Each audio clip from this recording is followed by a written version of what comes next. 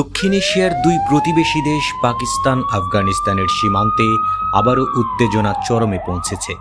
দীর্ঘদিনের টানাপোড়েন ও পারস্পরিক অবিশ্বাস এবার রক্তক্ষয়ী সংঘর্ষে রূপ নিয়েছে।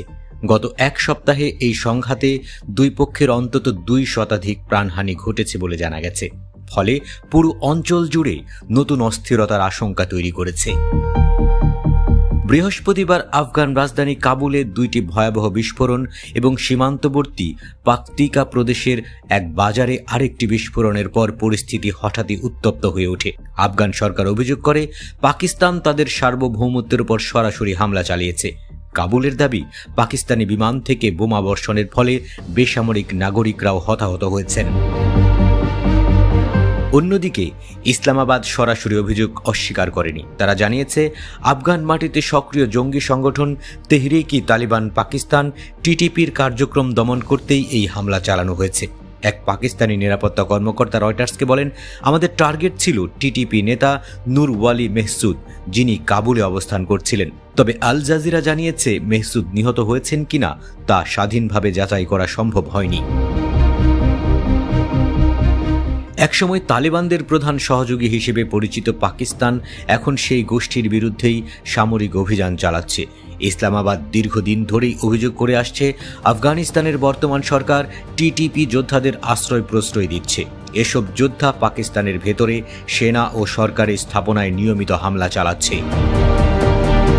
পাকিস্তানের think tank centre for research and security strategy এর তথ্য অনুযায়ী চলতি বছরের প্রথম 9 মাসে দেশটিতে সন্ত্রাসী হামলায় 2000-এরও বেশি মানুষ নিহত হয়েছে, যার অধিকাংশ হামলার দায় টিটিপি স্বীকার করেছে।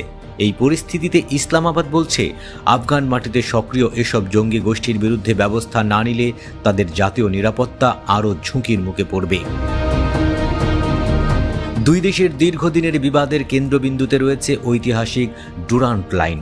1893 সালে ব্রিটিশ ভারতের সময় নির্ধারিত সীমান্ত, যা পাকিস্তান স্বীকৃতি দিলেও আফগানিস্তান কখনোই মেনে নেয়নি। তালেবান সরকারের উপপররাষ্ট্রমন্ত্রী শের মোহাম্মদ আব্বাস তানিকজাই গত বছর স্পষ্ট ভাষায় বলেছিলেন, আমরা কখনোই ডুরান্ট লাইন স্বীকার করব না। আজকের অর্ধেক আফগানিস্তানি ওই লাইনের ওপারে পড়ে আছে। কাবুল বরাবরই এই সীমান্তকে কাল্পনিক রেখা বলে অভিহিত করে আসছে। শনিবার রাতে সীমান্তের কয়েকটি স্থানে ভয়াবহ সংঘর্ষ ছড়িয়ে পড়ে। পাকিস্তান সেনাবাহিনীর গণমাধ্যম শাখা ISPR জানিয়েছে, ওই সংঘর্ষে তাদের 23 সেনা নিহত এবং আরও 29 জন আহত হয়েছেন। পাল্টা অভিযানে 2 শতাধিক তালেবান যোদ্ধা নিহত হয়েছে বলে দাবি করেছে ইসলামাবাদ। তবে কাবুল বলছে, পাকিস্তানের ক্ষয়ক্ষতি আরও বেশি।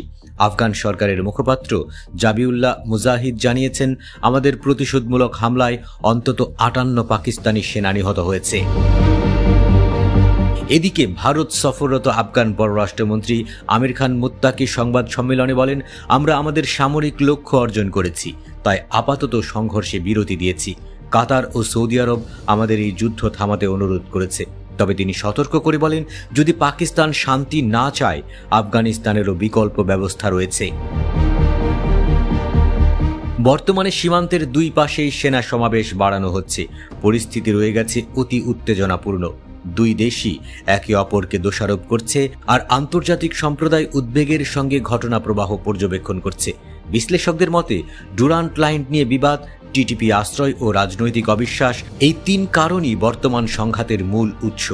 যদি দ্রুত নিয়ন্ত্রণে না আসে, তবে পাকিস্তান আফগানিস্তান সংঘাত গোটা দক্ষিণ এশিয়ার নিরাপত্তা চিত্র নতুন এক অস্থিতিশীল অধ্যায় যোগ করতে পারে, যা কেবল সীমান্ত নয়, সমগ্র অঞ্চলের শান্তি ও স্থিতিশীলতার জন্য বড় হুমকি হয়ে দাঁড়াবে।